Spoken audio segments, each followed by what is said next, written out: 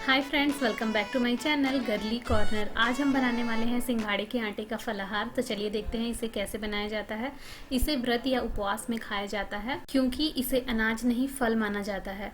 सिंघाड़ा बहुत ही टेस्टी होता है। विंटर आते ही बाजार में इस तरह का सिंघाड़ा मिल जाता है जो कि खाने में बहुत ही टेस्टी होता है। इसे उबाल कर या कच्चा भी खाया जाता है, इसे छील कर खाया जाता है। तो हम बनाने वाले हैं सूखे हुए सिंघाड़े। ये मार्केट में अवेलेबल है, या सिंघाड़े का पाउडर भी आप डायरेक्टली खरीद सकते हैं। इसका लिंक हम डिस्क्रिप्शन बॉक्स में दे देंगे। तो मार्केट से हमने ले लिया है सूखा सिंघाड़ा। अब हम इसे थोड़ा कूट लेंगे और मिक्सी से पीस लेंगे और इसका पाउडर बना लेंगे। अब इस आटे को हम छान लेंगे। उसके बाद हम इसे 1 गिलास लेने वाले हैं। 1 गिलास आटे का हम बनाएंगे फलाहारी। अब हमने लिया है 4 इलायची का दाना, इसे भी अच्छे से कूट लेंगे। उसके बाद हमने लिया है थोड़ा सा कैज़ू नट, इसे भी थोड़ा सा कूट लेंगे। अब एक कढ़ाई में हमने डाल दिया है थोड़ा सा घी। घी थोड़ा गर्म हो जाए तो हम इसमें डाल देंगे अपना मेज़रमेंट किया हुआ 1 गिलास सिंघाड़े का आटा, और इसे तब तक भूनना है जब तक ये अपना कलर चेंज ना कर दे लाइट ब्राउन कलर में। देखिए इस तरह का कलर आना चाहिए, गोल्डन ब्राउन कलर आ चुका है। अब हम गैस बंद कर देंगे और इसे थोड़ा ठंडा होने देंगे।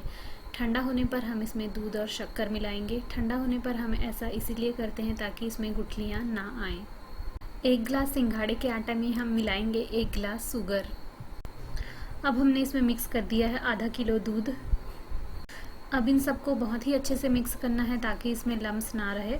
उसके बाद हम इसे गैस में रख देंगे।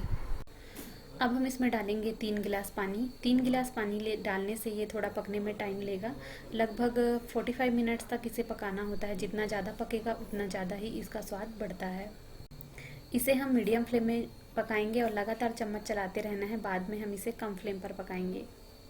अब हम इसमें अपने कूटे हुए इलायची दाना और कैज़ू नट्स डाल देंगे।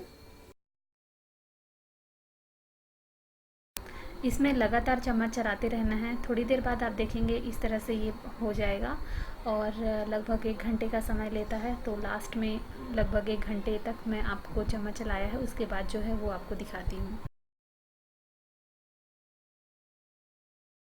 तो ये देखिए हमारे सिंघाड़े का फलाहारी बनके हो गया है तैयार। इस तरह से ये होना चाहिए।